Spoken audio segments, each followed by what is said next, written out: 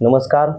धर्मवीर सामाजिक युवा प्रतिष्ठान संचलित वैद्यनाथ भक्ती मंडळातर्फे आपण आपल्या पंचक्रोशीतील जे आपले पुरातन मंदिर आहेत त्याची आपण आख्यायिका या ठिकाणी आपण मांडत आहोत. यावेळेस आपण शारदीय नवरात्र उत्सवानिमित्त आपल्या पंचक्रोशीत जे प्रसिद्ध देवस्थान आहे अंबा आरोग्य भवानी डोंगरतुकाई माता या मातेची आपण आख्यायिका आणि ती आख्यायिका ज्या कुटुंबासोबत जोडली आहे त्या कुटुंबाला आपण या ठिकाणी आज आपण भेटणार आहोत. या कुटुंबाचे जे सदस्य आहेत ते नाना आयचित आणि अंबादास काका आयचित या आपल्याला या डोंगरतुकाई मातेबद्दल माहिती सांगतील. मी सखाराम नागेश आयाचित.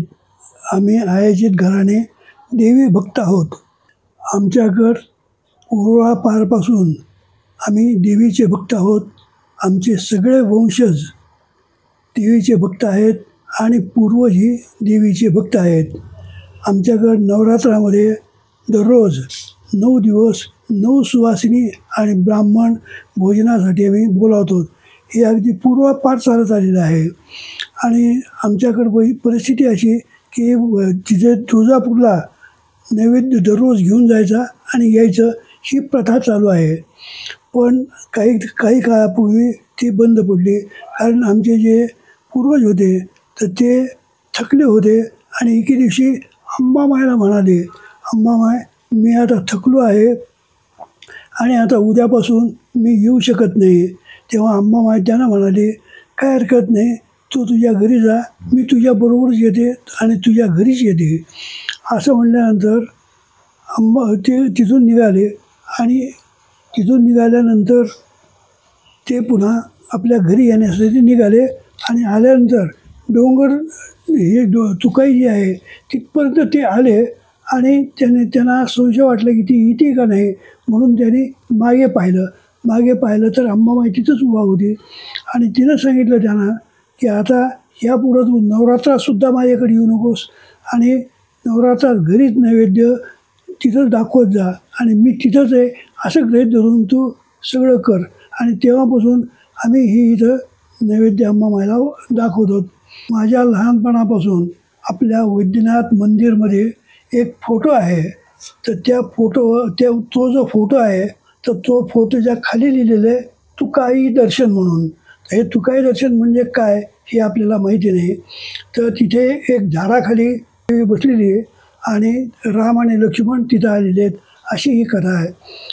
विद्युद्धाम समप्रभाम रघपती स्कंदसितां भीषणां कन्याभिक्करवालकेट विलसद्धस्ताभिरासेवितां हस्तैश्चक्रगदाशिखेटविशिखांश्चापङ्गुणन्तरजनीं बिभ्राणामनलात्मिकां छिद्रां दुर्गां त्रिनेत्रां भजे.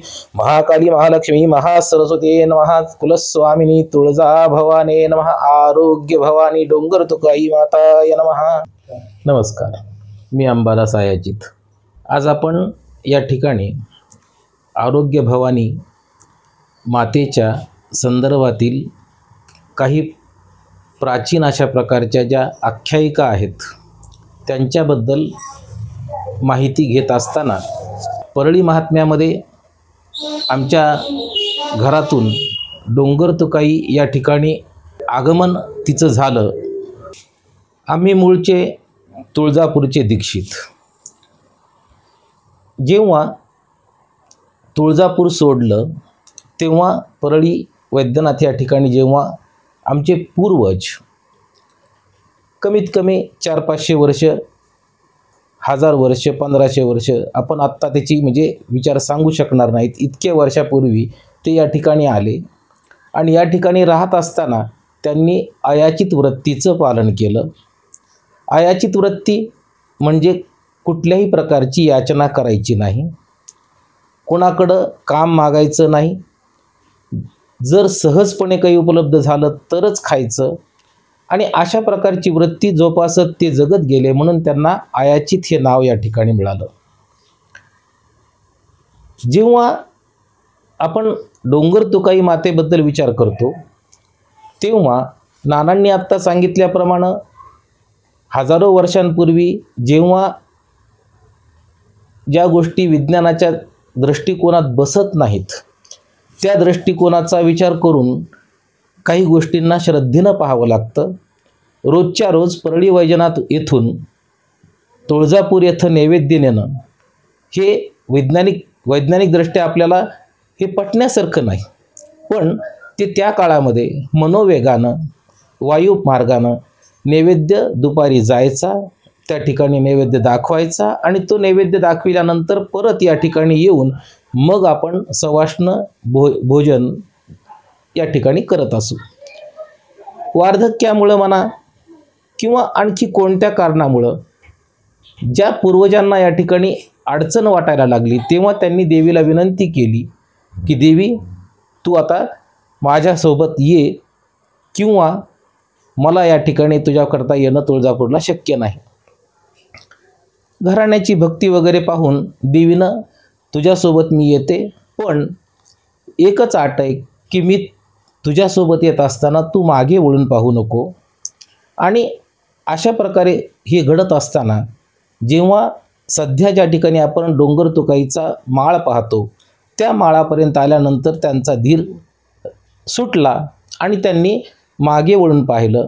त्याच ठिकाणी मग देवीनं त्यांना एक प्रकारे शाप दिला की नवरात्राच्या 9 दिवसामध्ये तू कुठल्याही देवीला जाणार नाहीस आणि फक्त आपल्या घरी तुला हे सगळा कार्यक्रम करायचा आहे. आणि त्यामुळं तो कार्यक्रम आमच्या घरी होतो. आपण जेव्हा या कालावधीबद्दल विचार करतोय तेव्हा त्या ठिकाणी दिसतं जेव्हा डोंगर तुकाईनं म्हणजे तुळजाभवानीनं या ठिकाणी आगमन केलं आणि आमच्या पूर्वजांना तिनं उशाप अशा प्रकारचा जेव्हा या ठिकाणी दिला.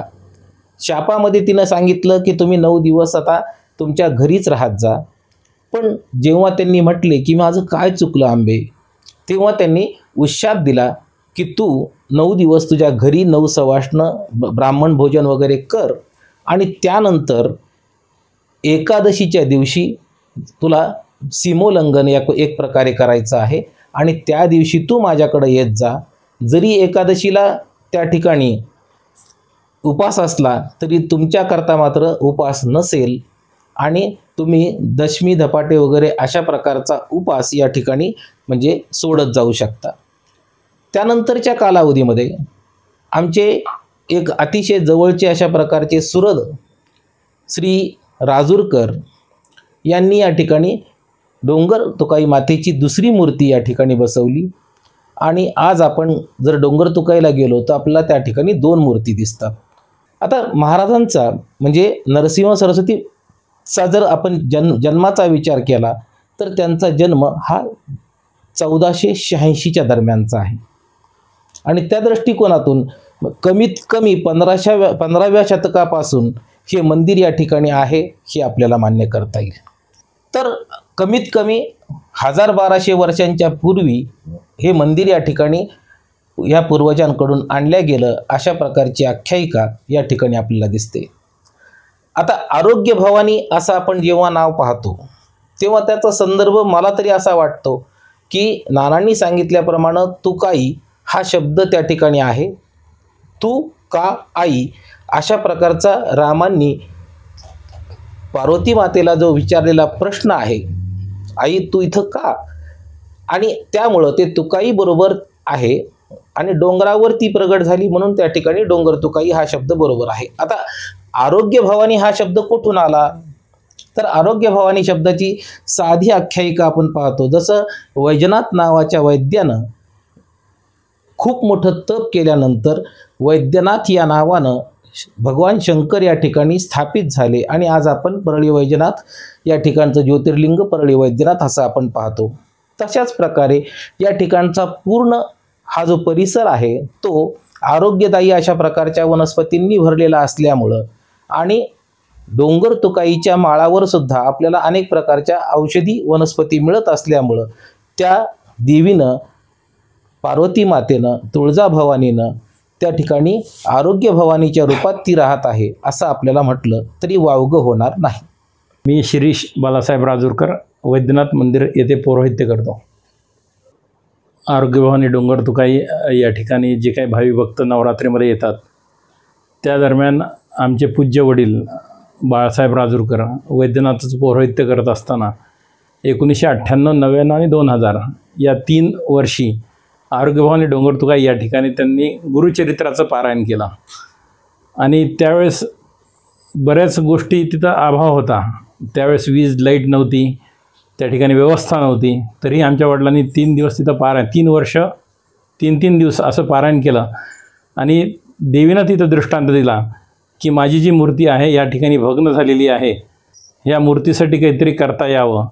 त्यानंतर वडिलांनी विचार केला आणि आयचित परिवाराशी चर्चा केल्यानंतर मूर्तीची स्थापना तिथं केली. त्याच्यामुळे 2 मूर्त्या त्या ठिकाणी दिसतात.